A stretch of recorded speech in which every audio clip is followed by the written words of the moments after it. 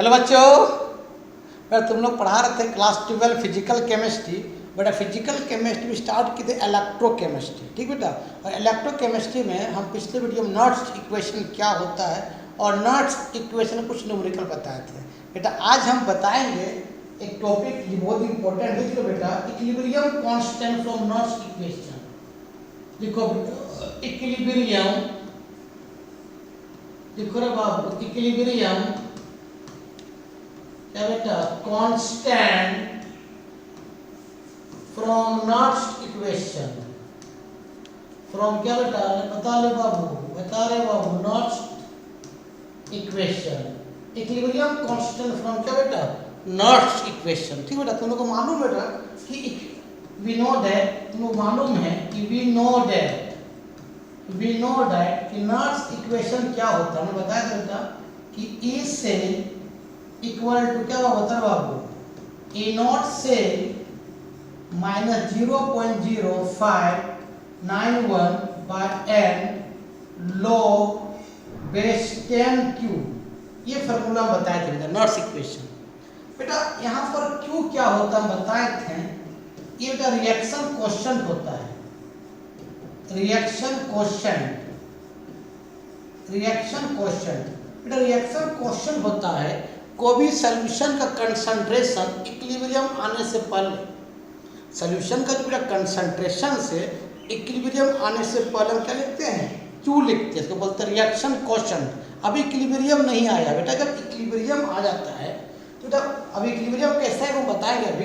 बेटा उस क्यू को हम क्या लिखते हैं बेटा, केसी लिखते हैं, केसी। इसी केसी बेटा हम बोलते हैं इक्विलिब्रियम कांस्टेंट। क्या बोलते हैं बेटा, इक्विलिब्रियम कांस्टेंट बोलते हैं। जब सॉल्यूशन का बेटा कंसंट्रेशन क्या आ जाए, इक्विलिब्रियम आ जाए तो लिखते हैं केसी। अगर इक्विलिब्रियम सॉल्यूशन का कंसंट्रेशन नहीं आता है तो क्यू लिखते हैं। लेकिन जब सॉल्यूशन का कंसंट्रेशन इक्विलिब्रियम आ जाए तो क्या लिखते हैं, क्यू क्या लिखते हैं, केसी। इसको इक्विलिब्रियम कांस्टेंट बोलते हैं। ठीक बेटा, और उस समय बेटा आपका ई सेल का वैल्यू बेटा, ई सेल का वैल्यू आपका 0 हो जाता है। ठीक है, इसको पहले लिखो। ठीक बेटा, तो लिख लिया। अब मान लो अगर सॉल्यूशन इक्विलिब्रियम में आ गया है, मान लो बेटा सॉल्यूशन जो है बेटा, किसी भी सॉल्यूशन का बेटा कंसंट्रेशन से हमने मान लिया, एज्यूम किया है कि बेटा इक्विलिब्रियम में आ गया है। इक्विलिब्रियम में कैसा था बताएंगे बेटा अभी। मान लो बेटा इक्विलिब्रियम में आ गया, ठीक है बेटा। जब इक्विलिब्रियम में आ जाएगा बेटा क्यू को हम क्या लिखेंगे, केसी। अरे केसी को क्या बोलते हैं, अभी हमने बताया बेटा इसको इक्विलिब्रियम कांस्टेंट बोलते हैं। इक्विलिब्रियम क्या बेटा, कांस्टेंट बोलते हैं। ठीक बाबू। और उस समय बेटा हमने बताया कि ई सेल को हम बेटा क्या बोलते हैं, हम लोग 0 बोलते हैं। ठीक बेटा, तो नॉट्स इक्वेशन तो लिखे थे हम लोग, क्या होता बताओ बाबू, कि ई सेल इक्वल टू क्या बेटा बता बाबू, E naught cell minus 0.0591 by N log base 10। लिखो या ना लिखो फर्क नहीं पड़ता है, सिंपली लॉग क्यू लिख देना। आपकी इक्विलिब्रियम आ गया तो क्यू क्या लिखो, केसी लिखोगे। अब एट इक्विलिब्रियम अगर मान ले आ गया बेटा, एट इक्विलिब्रियम आ चुका है तो बेटा बता हम लोग ई से क्या लिखेंगे, हम लोग 0 लिखेंगे। क्या बताओ क्या हो जाएगा बेटा, ई नॉट सेल हो जाएगा माइनस 0.0591 बाय क्या हो जाएगा, एन हो जाएगा। लॉग क्यू का क्या लिखे, केसी। इसी केसी क्या बोलते हैं, इक्विलिब्रियम कांस्टेंट बोलते। लिख लो। अब बेटा इसको इधर ले आते हैं, इसको लिखो, इसको मिटा देते हैं। चलो बेटा इसको सॉल्व करते हैं बाबू, है ना। चलो सॉल्व करो बाबू, इसको इधर ले जाओ। कितना बताओ क्या हो जाएगा, माइनस क्या बेटा, ई नॉट से इक्वल टू क्या होता है बाबू, माइनस 0.0591 बाय क्या बाबू, एन क्या बेटा लॉग केसी होगा। बेटा ये माइनस माइनस कट गया, क्रॉस मल्टीप्लिकेशन कर दो, क्या हुआ बता बाबू, एन ई नॉट से तो कितना होगा बताओ, 0.0591 क्या बेटा लॉग केसी होगा। इसको लिखो। चलो इसको भी डालते हैं। चलो बेटा इसको सॉल्व करते पूरा। चलो बाबू सॉल्व करेंगे बेटा तो बता क्या होगा, बोलो बाबू। इसको पहले लिखो कि 0.0591 क्या बेटा log k इक्वल क्या होता n क्या होगा ई नॉट सेल होगा। को दिखा बेटा जब log k लिखा है बेटा log k कितना होगा बताओ बाबू n क्या होगा वो बोलो बाबू ई नॉट से ये कहाँ का डिवाइड में आ जाएगा 0.0591 आ जाएगा। जब बेटा केसी लिखेंगे कितना आ जाएगा ये कहाँ चला जाएगा लोग नीचे तो 1/log होगा और 1/log क्या बोलते हैं एंटी लॉग बोलते हैं। सिंपली तुम क्या लिख बता बाबू एंटी लॉग क्या n E naught cell by क्या होगा बता 0.0591 ये बेटा फार्मूला होता है Nernst equation from equilibrium constant from Nernst equation का फार्मूला ही होता है। Equilibrium constant from Nernst equation का फार्मूला होता है k equal to anti log n E naught cell by 0.0591 ठीक है। k क्या होता है इक्विलिब्रियम कांस्टेंट होता है। n क्या होता है कितना इलेक्ट्रॉन लॉस कितना गेन किया है ई नॉट से बाय 0.0591 ठीक है। इसको याद रखना बेटा कि 1/log को हम लोग क्या बोलते हैं एंटी लॉग बोलते हैं एंटी लॉग बोलते हैं। अब इक्विलिब्रियम कैसे आता है वो बताते हैं तो इसको लिख लो ना। चलो इक्विलिब्रियम कैसे आता है देखो बाबू कि मान ले बाबू हमने बताया थे इलेक्ट्रोकेमिकल सेल में कि बाबू अगर जिंक और कॉपर का अगर इलेक्ट्रोकेमिकल सेल तैयार करते हैं तो जो रिएक्टिव होता है कहाँ रखते हैं उसको जो जिंक कॉपर और जिंक रिएक्टिव होता है तो बेटा जो रिएक्टिव में जो रिएक्टिव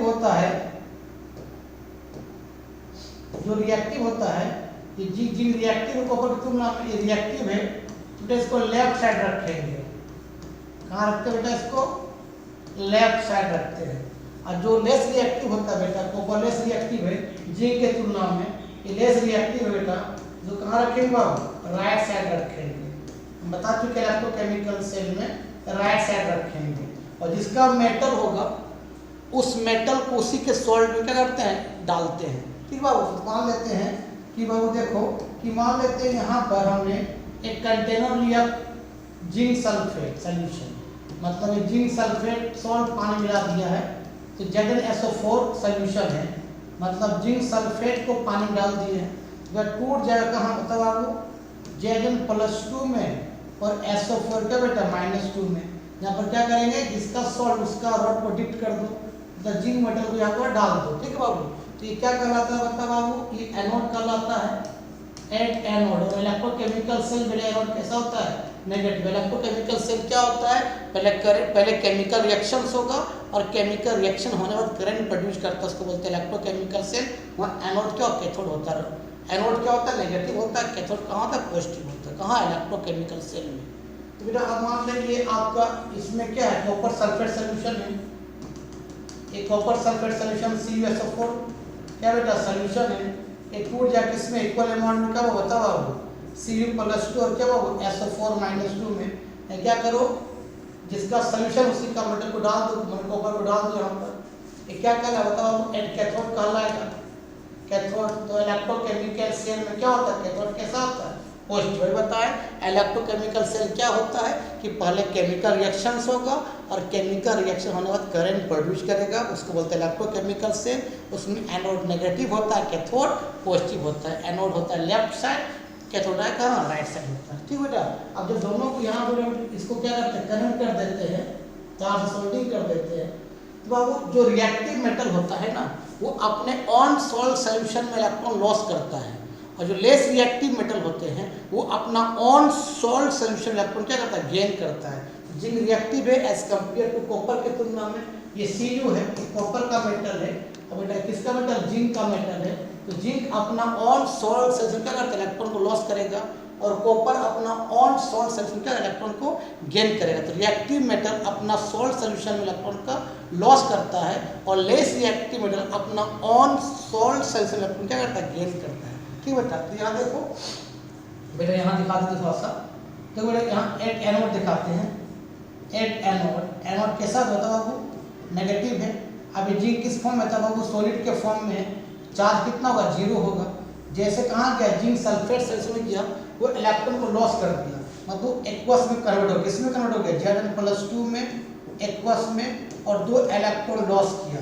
जो लॉस कर उसको क्या बोलते हैं, ऑक्सीडेशन बोलते हैं बेटा, ऑक्सीडेशन हुआ यहाँ पर।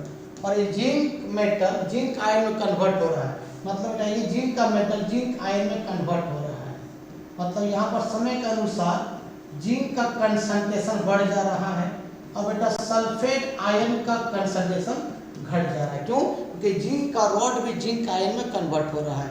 जिंक का आयन ऑलरेडी सॉल्यूशन में है और रॉड पिघल के जिंक आयन में कन्वर्ट हो रहा है, मतलब जिंक का कंसंट्रेशन बढ़ गया। और जो 2 इलेक्ट्रॉन बेटा ये लॉस किया, ये इलेक्ट्रॉन बेटा यहाँ से उठ के बेटा यहाँ से उठ जाता है और बेटा ये उठ के यहाँ आता है, कहाँ पर, कैथोड में।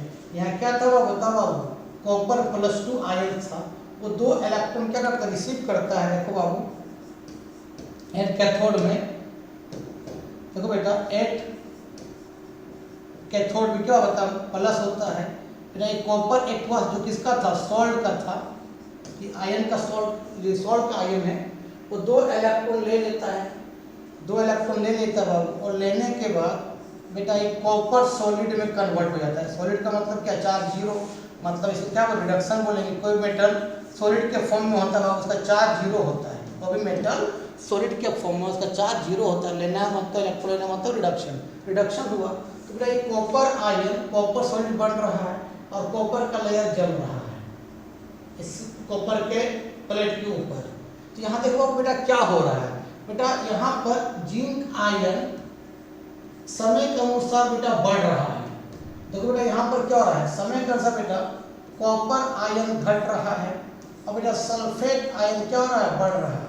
समय के अनुसार बेटा जिंक आयन बढ़ रहा है और समय के अनुसार बेटा कॉपर आयन क्या हो रहा है, घट रहा है। तो एक समय ऐसा आएगा ये बढ़ते बढ़ते घटते घटते बराबर हो जाएगा। जब बेटा दोनों बराबर हो जाएगा, जिंक आयन का बेटा और बेटा कॉपर आयन का कंसंट्रेशन बराबर हो जाएगा, तो उसको बोलते हैं इक्विलिब्रियम बोलते हैं। क्या बोलते हैं बेटा, इक्विलिब्रियम हो गया। ये बेटा बढ़ते बढ़ते घटते घटते समय क्या दोनों बराबर हो जाएगा, और जिस समय बराबर हो जाएगा बेटा उसे बोलते हैं इक्विलिब्रियम, मतलब इक्विलिब्रियम पॉइंट बोलते हैं या इक्विलिब्रियम बोलते हैं, इक्विलिब्रियम पॉइंट बोलते हैं। एक घटते घटते एक बढ़ते बढ़ते बराबर हो जाएगा, उसी बोलते इक्विलिब्रियम पॉइंट बोलते हैं। ठीक, लिख लो बेटा।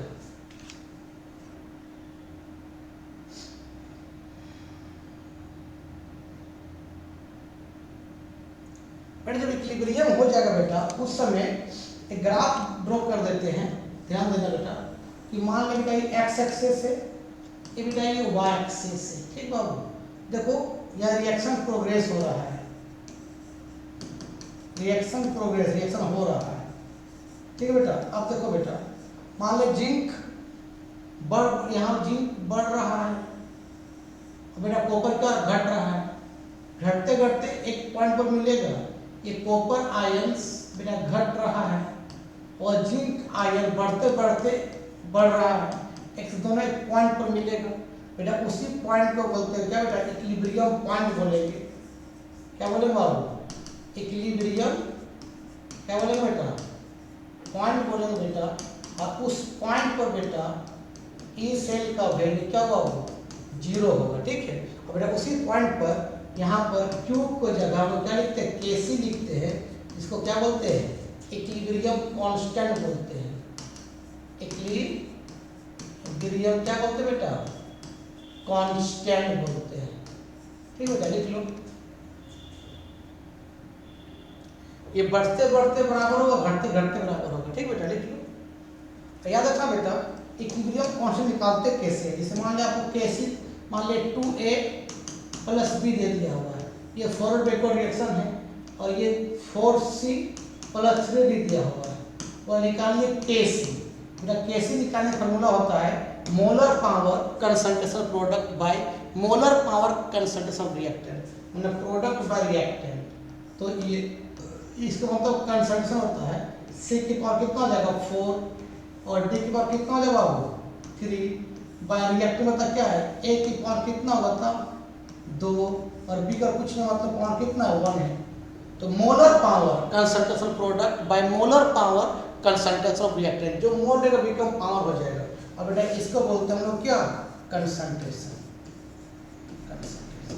बेटा आज के वीडियो यहीं समाप्त करते। वीडियो अच्छा लगता है देखो और दोस्तों क्या करो, फॉरवर्ड करो। ठीक, तब तक के लिए बाय बाय। इसको लिख लो।